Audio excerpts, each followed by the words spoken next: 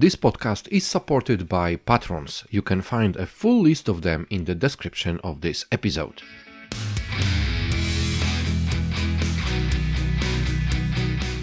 Hello. Good morning, my listeners. Good afternoon, my listeners. This is Wiktor Doctor from Good Morning BSS World podcast. And today I have two guests which are joining me from two different parts of the world. One of them is Matt Kendall and the other one is Peter Ryan. Hello, guys.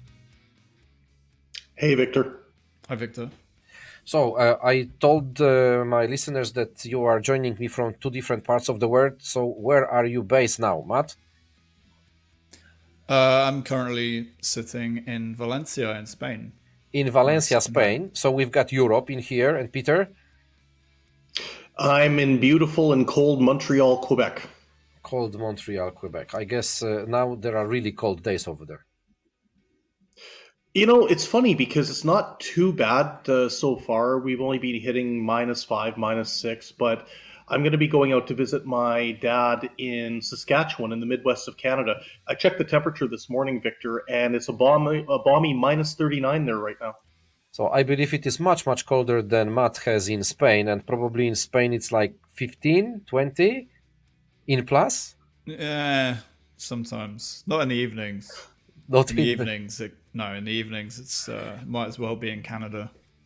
Okay, so I am somewhere in the middle because I am now in Warsaw where we've got +5. So, somewhere in Just the middle. stop. Somewhere in the middle. Anyway, guys, this is not a podcast about the temperature in the various parts of the world, but we are going to touch also some international subject in here.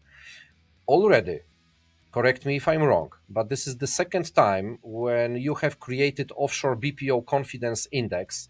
The first one was released a year ago. Now this is a second edition. And this is one of not so many these kind of reports or indexes or documents which are describing the offshore or nearshore destinations when it comes to the CX kind of processes. I am especially mentioning that this is offshoring and nearshoring because it depends on the country where we are sitting at and what we do consider Yeah. to be a nearshoring or offshoring. So this is a second edition. It has 45 pages. I do have it in front of me on my PC, on my monitor, and you as a cognitive copy and you as Ryan Strategic Advisory are the co-authors of this report. So my first understanding is that it was good one to have the report last year, that you decided to have a second edition this year. Any bigger surprises between the release number 1 and release number 2? Well, I'll kick off on it. I think in terms of surprises, Victor, there were a number of things that came up during the course of the research that became pretty evident very quickly. One was the reassertion of India and Colombia as very, very strong destinations based on what the country managers who were operating in those locations were telling us. That was the first one. Um, the second point I would just make that jumped out at me personally, I'd be interested to know Matt's comments on this, was also the level of interest that we got from participants. You know, we were really pleased. We increased the number of countries to 17 this year. We'd done 12 in 2021. And by adding those extra 5 countries, we got a lot of country managers that were saying, wow, this is great that our location is going to be included. We're going to make a point of participating in the survey. And by the end of it, we had in excess of 100 outsourcers that took part. We had, Matt, what was it, about 160 country managers that took part. And as you mentioned, Victor, I think that this is really important because we don't know of another report that covers these same topics. We don't know of another report that covers these same issues on an annualized basis. Yeah, and in terms of surprises, I think one of the biggest for me was to see Colombia and India almost exactly matched. There was only 0.1% in it for the top spot, compared to last year where Colombia was 85.1%. And last year Colombia was 90.9%. So Colombia was far and away, had the most confidence in the country, while India was only 86.8%. And these days, this year we've got 85.1% from Colombia and 85% from India. So there's nothing in it, and that kind of it shows that maybe confidence has dropped a little bit in Colombia and in India as well, actually. And I think a lot of that has to do with political and economic stability mostly. But that is a global issue that's occurring in every single market. And that's part of the reason, if not the main reason, why confidence is dipping a little bit this year across the board. That's a good point for the very beginning, but I would like to get even more, a little bit technical things about the index. So you, Peter, mentioned already 17 different locations, 100 BPO providers, close to 160 country managers who participated in that. Can you give us some additional things? Who was this targeted group? So when we are talking about those BPO providers, were there only the large players, or maybe there were a different type of them? If we are talking about them, are those like well-known brands who are working for years already, or there are some fresh guys who just started and also replied within this index? It was a real mix, Victor. In fact, what Matt and I made a point of doing was certainly trying to solicit the views of country managers for the leading global outsourcing providers. And I think, Matt, you'll agree, we succeeded very well in that. We had great participation from the global players, but it was also important for us to get some of those emerging companies that you mentioned, maybe ones that perhaps aren't at the even regional size, but might be just at the country size, to get their views in terms of how they find the operating environment. One of the things that we wanted to try and do was make sure that we had a good cross section of respondents. Because, look, Victor, as you well know, what a country manager who works for a large global BPO player might be facing could be incredibly different relative to a smaller organization that perhaps started in the last 2 or 3 years. And by being able to aggregate these responses, we got quite a good view of what was happening on the ground. And it's like the old saying about the law of large numbers. When you get enough individuals who are participating in a study, what you find very quickly is the extent to which, while there might be differences in terms of what an individual provider might be feeling on the ground, there's a lot of agreement when you get right down to it in terms of what all of them are generally feeling about the operating environment. Yeah, I 100% agree. I think that, I mean, the way that the index is performed is we're looking for opinions and experiences and on the ground, first-hand experiences from country managers, from BPO executives. So all the responses are, subjective. They're based on what people are experiencing that year. And I think that's a unique approach to the study. It's based on how people actually feel about these certain categories on the ground. And Peter's right. You do see, I mean, one executive might give local labor market 5 stars across the board, and another one might give it 1 star across the board, but that's because they have different experiences. So when we get more respondents and we get more people engaging with this report, obviously the data improves. But yeah, I think like the results are interesting each year, and as we grow the report each year, I expect to see even more different results next year. So before we touch those results, because we will go into that in a second, maybe just you will add few more words about the methodology and the category breakdown, because I think this is a very important thing to understand how the answers were built. Of course, you already mentioned that those are the subjective opinions of a certain managers, but that's good, but they were directed somehow. So they had to go through this category breakdown and adjust their answers to your methodology. So few words about that, please. Sure, and I'll pass it over to Matt in a second. But the whole idea about the methodology, Victor, is that we needed to get a relatively decent sized sample in each country to include that country in the report. And for full transparency, the 17 countries that were included in 2022 weren't necessarily representative of all the countries that we originally went out and looked to try and solicit information on. There were a number of countries that we weren't able to include because we just weren't able to get a sample size that we felt was representative of what the outsourcing sector was feeling on the ground. Now, indeed, there was an online questionnaire that Matt and I had put together. We had devised several different categories, and within each category, several subcategories that we asked the individual respondents to provide their opinion on a scale of 1 through 5. 1 being no confidence, 5 being maximum confidence. And there were a whole series of different categories they needed to evaluate on this basis. Now, as you say, this was very much subjective on their opinions, on their experiences, and that's what we were really looking to try and find out here. That was really the opinions and the experiences that we want to drive the information that comes out in the results. And as we mentioned before, there's nobody better to provide their feedback on something like this than country managers, than people who are directly responsible for the operations of a CX outsourcing provider in a particular country. And with that in mind, we spent, from a timing angle of the methodology, about 2 months collecting all of these responses from the 160 odd country managers. I would say it's a very labor intensive process in terms of getting individuals to participate. You've got to get, in many cases, buy-in from corporate head offices. In many cases, it's one of many things in people's inboxes.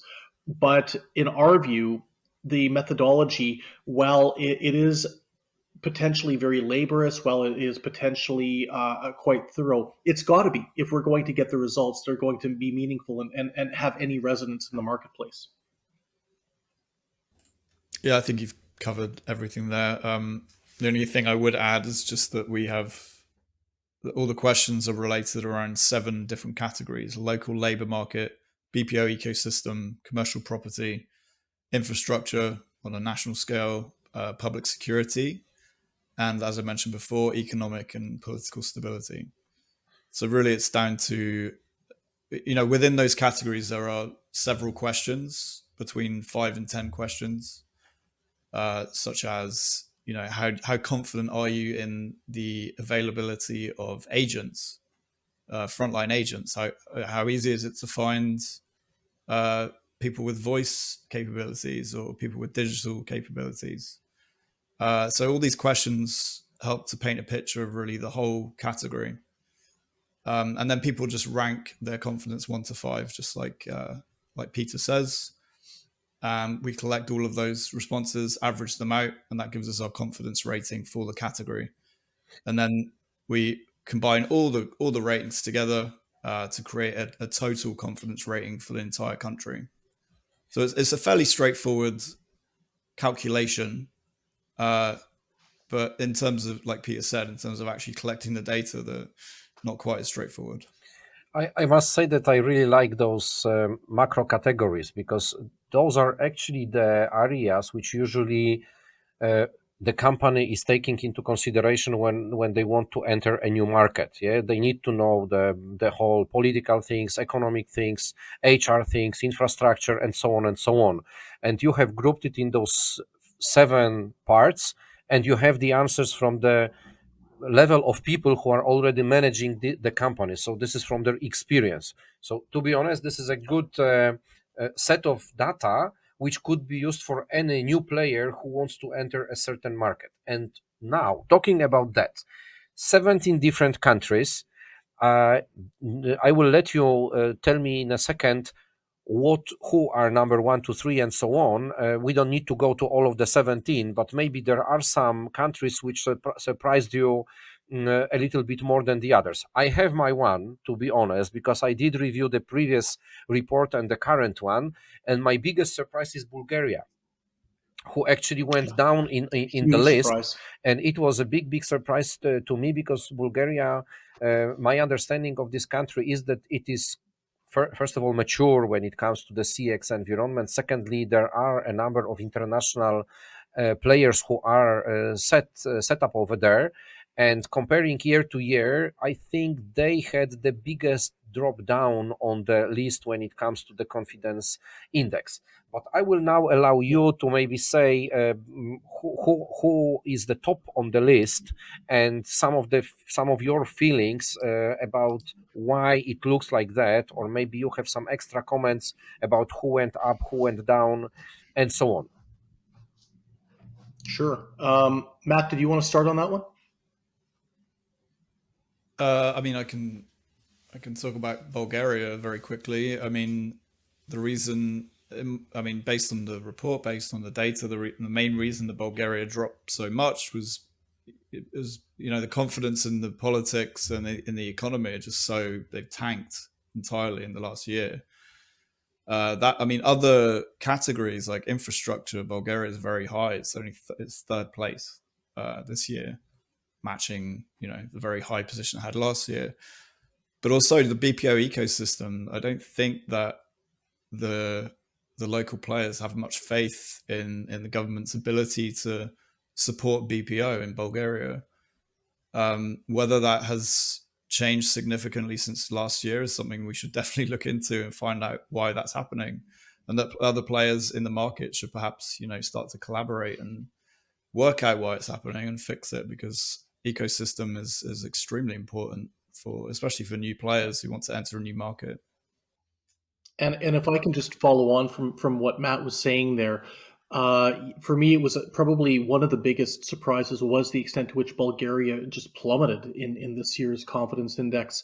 Now, I think Matt's raising a lot of really good points because, anecdotally speaking, Victor, a lot of the research that we've been covering at Ryan Strategic Advisory the past 12 months, when it comes to Central and Eastern Europe, has confirmed that there is a lot of worry in Bulgaria, specifically about political stability. There were worries about potential elections, minority governments, coalition governments, and the broader impact that that would have on the country's macroeconomic stability and the commercial environment.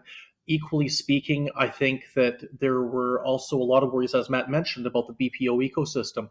The fact that there's not a great deal of confidence that the Bulgarian government is necessarily got BPO at the forefront as a job creation area sector tool, and the lack of an industry association in the country, or the lack of a cohesive industry body that's really taking the Bulgarian outsourcing sector's issues to the forefront of popular media, to the forefront of policymakers, etc., probably didn't help either.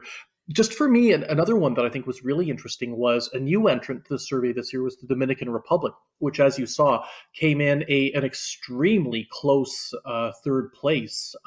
It was sandwiched right between India and the Czech Republic. Now, again, Victor, I've been to the DR. I know that Matt has covered it extensively in his career as a journalist, looking at the American nearshore. It's a great location. It's not one that I anticipated was going to do as well as it did this year, especially in its first time out. But there was a significant amount of goodwill when it came to the DR across, obviously, several different categories, and a lot of enthusiasm. But again, what I would say is that at Ryan Strategic Advisory, some of the work we've been covering off on within the American hemisphere is showing that there is a renewed interest in the Dominican Republic by enterprises and by outsourcers. And a lot of this has to do with improvements in transparency, with improvements in infrastructure, with a view that the labor pool is very strong, especially when it comes to bilingualism. And as I think organizations are looking for business continuity and looking to diversify their risk profile with the different locations they're in. The DR is certainly, I think, raising its game and moving significantly up the rankings in this regard. It is like some time ago, but I mean years, was with South Africa, yeah, that it just rised and then it became really, really a strong player on the global map when it comes to the CX destinations. Okay, one extra question about those opinions which you were getting from those managers. Uh, was that so that, for example, when you had answers from one country, that they were like similar? I mean, that the managers were replying in the same way, or there were situations where actually having voices from a certain country, you could notice that the different subjective opinion about those parameters which you were analyzing? It varied. I mean, for some categories, some questions, everyone was in agreement, and that's why there's a high confidence rating in those categories. But when, going between sort of 70 and 40% confidence ratings, like, it's a mix generally. Okay. There's no real way of defining why people are some people were choosing like 1% or one rating for across the board for something, as if recently that they've had a bad experience and wanted to vent their frustrations. But generally, we would, if we saw that kind of data, we would just be wary that perhaps it was something we need to either not include or just Yeah, address, because it was obvious that it was not accurate. yeah. So we did our There's best to all. Yeah, go on. exactly. There's always going to be outliers, Victor, and as Matt mentioned, we did encounter that from time to time. I mean, look, a lot of it might factor into the element of geography. You have some fairly large countries that we looked at. Take into account Poland as just an example. What a BPO CX provider is feeling in Warsaw could be very different from a labor market standpoint versus one in the Tri-City area. Just as an example. That's a good And one. obviously these nuances, yeah, no, these nuances have to be taken into account, which we did. I would say though, once we started the process and once we started seeing a decent number of responses country by country, for the most part, there was a lot of consistency, not just in terms of the numbers or the rankings that they were providing, but also the comments yielded a great treasure trove of information. And I know that when Matt wrote the report, he included a lot of the commentary in the analysis. And it was just interesting as you looked in the different comment boxes about how the comments generally reflected one another, category by category, in terms of both what was going well and some of the frustrations that the different operators were feeling on the ground. Okay, guys, so now let's move to some, let's say, data and the names of the countries. Something from my side at the very beginning, for our listeners and the viewers. The report, the index is prepared in such a way that we've got an overall ranking where we have all of the countries just one by one from number 1 to 17. Then each of those 7 categories, which Matt has mentioned earlier on, are shown separately. Yeah, so we have a different order of the countries within those 7 categories.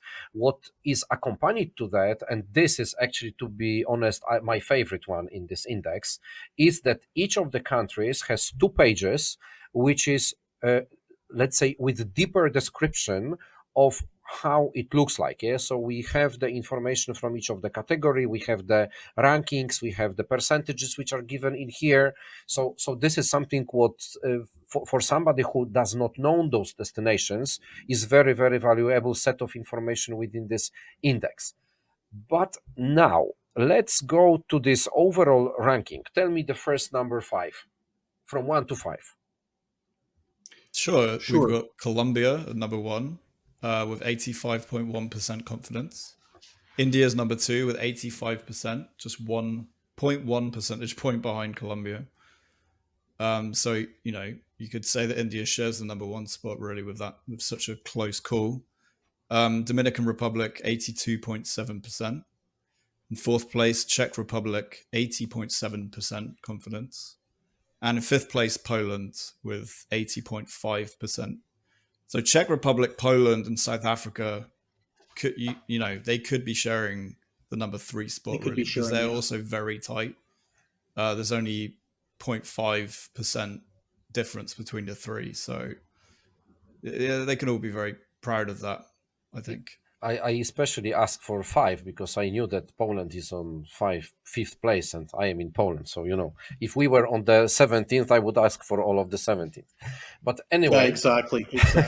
but anyway, thank you very much for that. And yes, this is also another thing which is maybe surprising, maybe not surprising, that sometimes the differences between one country and another are like just 1 point after the dot. Yeah, so you don't see many huge, let's say, differences between some of the Mhm. countries. In the others, yes, they are. My other, let's say, maybe again not a surprise but rather notice in here is that there is quite a big set of companies from the Caribbean or Latam region. Yeah, so they were replying on the questions which you have prepared, and it looks like such countries like Dominican Republic, or for example El Salvador or Mexico, Honduras, Jamaica, Guatemala, Nicaragua, yeah, they are, Colombia on the number one, yeah, they are quite representative in here comparing to the countries which are located on the other continents. Well, I mean, I think we have to take into account a number of different things. You know, as we mentioned earlier, there were countries that we had aimed to include. We just didn't get enough responses to justify a sample size that would be representative of the industry. That's one. Second of all, I mean, remember that the countries in Latin America that you just listed off, Victor, all very, very mature, lots of outsourcers, and also I think that the community has got a lot of motivation to get involved in these types of studies because they're used to them. I think in a lot of different parts of, say, emerging Africa, perhaps emerging parts of Central and Eastern Europe, there's not necessarily that same level of awareness of these types of reports or the type of work that companies like Matt's or mine actually do. And we're hoping that we're going to be able to include even more next year. But from our perspective, you know, having this list of 17 of both established and emerging destinations was, I think, a great boon to the industry. And certainly from our standpoint, we were delighted to be able to include so many locations, whether it was in the American nearshore, whether it was in your hemisphere, or even other parts of Asia Pacific. And I can tell you that sitting in here in Europe, in most of the reports which we were so far getting about the CX destinations or confidence indexes or similar, let's say, documents, they were usually focused on Asian destinations. Yeah, so Mhm. such India, Philippines, they were not a big surprise because they were always on the list.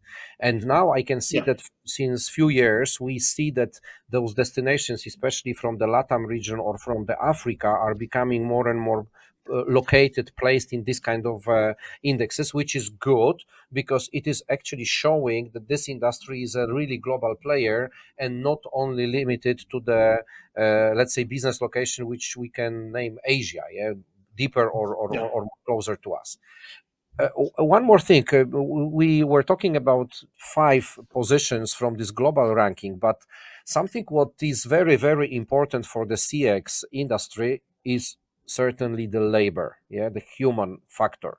So you, one of those categories which is mentioned in here is a local labor market. So Matt, maybe you can also share with us the top five. I am not now pointing Poland from this category. Absolutely. So Colombia leads the pack with 84.7% confidence. India closely follows behind with 84.1%. Philippines at 83.7%. Mexico, 82.2%. I mean, we can attribute that to the size of the Mexican country and just how many people are available there. Dominican Republic, 81.8% confidence, which, you know, compared to the other countries could seem a bit like an outlier just based on the size of the country. But it's more about the confidence in the capabilities of the Yeah, talent in Dominican Republic quality. rather than the scale. Yeah, yeah, Poland yeah. is And just something behind them, if you want to know. Yeah, yeah, I I was know. about to say, I know number it number was six. Yeah, I know it was number pipped at six, the but post. yeah, yeah, but we wanted to have top five, and that was top five. But Well, Victor, it's Matt important Matt to makes a remember. really good Oh, point there. Yeah, Matt makes a really good point in the sense that the top four have populations in excess of 50 million or more, and you know this is really important. The availability of talent is obviously a big thing, especially nowadays. The size of the labor pool counts, but also the quality, what that labor pool brings to the table in terms of the ability to ramp up quickly as a frontline agent or as midline talent, the ability to speak language as well, and so forth. And I think, Matt, correct me if I'm wrong, but in the case of Dominican Republic, that language, that bilingual element, was a real factor in terms of what pushed that labor quality ranking up so far. Yeah, that is true. I mean, although one respondent did point out that there was some issues with the government supporting English language proficiency, but for the most part, people were happy with the talent based on their level of English. My But the government could do more to support it. my understanding also We heard is that from a few different countries. my understanding of this, let's say, labor element within this report is, and this top five, let's say, countries, that here is not only one language, but there are two languages which are being in a professional use. So one is English, as obvious one, because this is a general language for this industry. But the second one, having in mind this Colombia, Mexico, or Dominican Republic, is probably Spanish. Mm-hmm. Yeah, I mean, look, for the U.S. market, Spanish is table stakes now. The whole concept about press two for Spanish is real, and as Matt recently lived in Latin America and is acutely aware of the extent to which the number of people, say in Mexico, that have relatives in the U.S. I mean, everybody's got cousins or brothers or sisters or family members there. I mean, I live in Canada, and I just need to drive 45 minutes over the border into New York State, and you will hear Spanish in places like Plattsburgh or in Burlington, Vermont. The pervasiveness of Spanish, Victor, is so important, and this is why, as you say, Spanish is such an important factor for the American market, which drives so much demand for services in the American nearshore. I'm not surprised at all, to be honest. I'm not surprised at all. I even heard some time ago that Spanish is now more popular in United States than English is. I don't think we're at that point yet. I mean, if you take a look at the size of the U.S. Hispanic market, it's roughly 60 million people, and it's growing faster than any other demographic linguistically. Now, that is true, but English is the dominant language. But you will find certain states, like, we were in Nevada recently, Victor, for CX outsourcers, and if I'm not mistaken, Spanish is now the main spoken language in that state. It's the same in New Mexico, in Arizona, California, Florida. And this is a demographic reality which many organizations are looking to make sure they don't just satisfy, but they meet the expectations of members of the American Hispanic community who might want to be serviced in their mother tongue. Yeah, this is a good point, to be honest. Guys, we will be going to the end of our talk today, because if we would go now to all of the other six categories, then probably it would take another hour. Going into the detailed description of each of the countries, probably another 2 days.